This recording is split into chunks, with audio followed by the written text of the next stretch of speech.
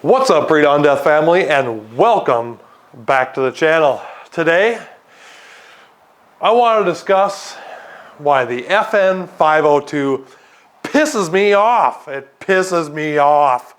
And some of it is my own stupidity, which I will admit, right out front here, because sometimes I can't read. I don't read good. I have to have braille and some really nice bumps to just send the message home. So the FN502 Tactical, if you don't know, is FN's attempt at making a .22 caliber pistol. I guess FN didn't make this. Umarex made this, which, if you know anything about Umarex, they make airsoft guns or pellet guns. I don't remember. But here's the FN502 chambered in .22 long rifle. It's cool. It has 15 round mags. It ships with like 4 15 round mags and a 10 round mag. But that's not the point of this video.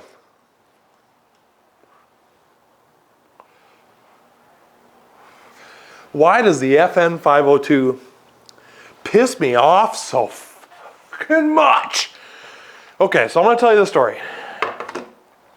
I know it's story time. There'll be plenty of shooting videos in the future. So this is the FN509, right? This is a 9mm FN509 Tactical. And it looks just like this. Looks just like this. So, the FN509 Tactical. This one has the Leopold Delta Point Pro on top in FDE, which I love. I love this optic. I love everything about it. I like that the battery change is on top. I love the color. I like how the glass is actually separated. There's a little hood there that could take impact, and this one did. I dropped it once. So I was assuming, and this part is on me, right? So I was assuming that FN made this gun, first off, no research. Second off, I was assuming that if the Delta Point Pro fit on this, that it would fit on this. But you're saying, well, Pre-Dawn, this optic is a lot heavier, so it's not going to function correctly on the FN5.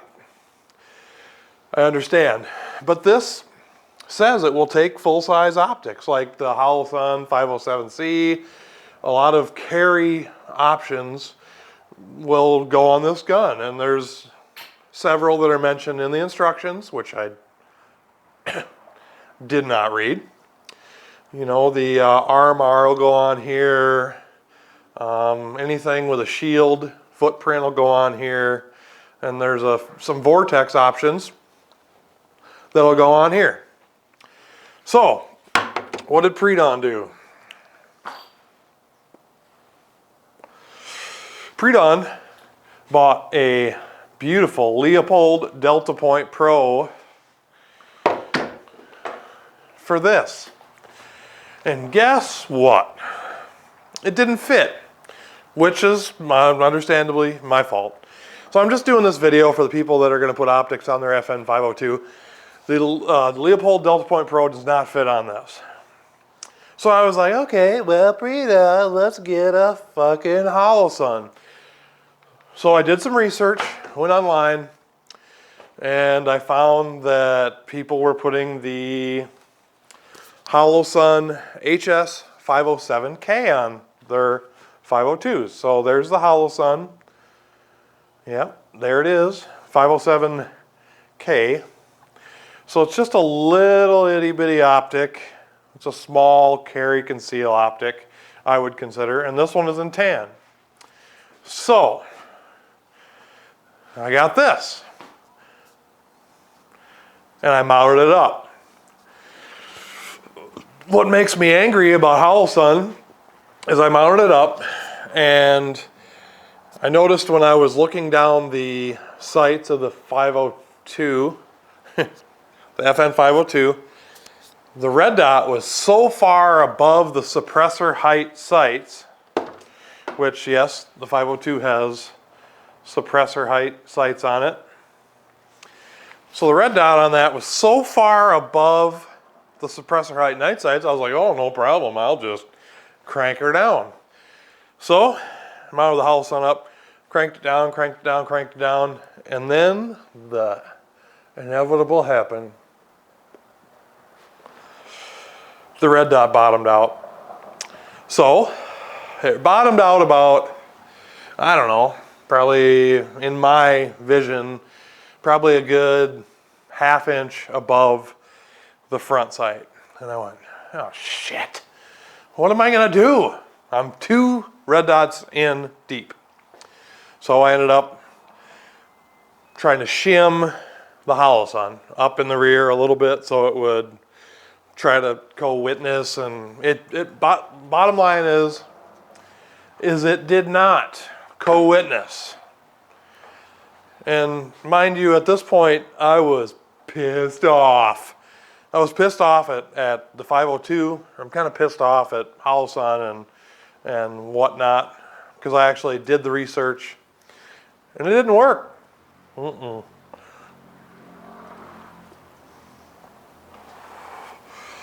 No siree, it did not work. So, got back on the old interwebs, checked it out, and it came up with all sorts of other Holosuns. The Holosun 507C, the Holosun 406C, all this other shit. And I went, I'm done. I like Holosun. I have a Holosun on my Galil and a couple other things. But I decided to look at Vortex. So then I looked at, what it says in the instructions for the 502. Vortex Venom. Vortex Venom fits. Great, it fits. Everything's great. They discontinued either the Venom or the other one that Vortex makes, the smaller red dot. So everything Optic's Planet is like 24 weeks out. They're discontinued. They don't make them anymore. So fucking hey. I cannot find a red dot for this pistol. It's cut for a red dot. And the other thing that pisses me off is that the red dot plates that are mounted underneath are all plastic, and the sights are plastic. So just for reference, it's a 22 pistol, right? So they're plastic. But with FN's quality and the price of their products, not so much this, because Umarex made this. I was expecting some nice quality steel sights, steel plate for the mount. So I was pounding around on my old keyboard, and then I remembered ARVCOM News, actually. I watch ARVCOM News a lot, and they push the Defender line of Vortex. So I was like, I wonder what footprint the Vortex has. And so I checked to see what footprint the Vortex had, and it was a shield footprint. And then I looked on the instructions for the 502. 502 says that it accepts the shield MR whatever brand of footprint. So I did like any little good boy did, and I went and got the Defender, the Vortex Defender CCW. And it came in the mail today. I mounted it up, and boy, does that thing fit like a charm. Now, kudos to Vortex. I know a lot of people don't like Vortex, but I like their lifetime warranty. The thing that Vortex thought about is they went, hey, this is a carry conceal weapon. Red dot. So, what we're going to do is we're going to include a 1 degree plate that would actually tip the optic if needed. If say you had to bottom the optic out, but you had to, and you ran out of adjustment, so you had to add that plate. So they added a 1 degree plate for this red dot, which apparently Holosun, in all their great wisdom of making a pistol optic, a CCW optic, they didn't think of.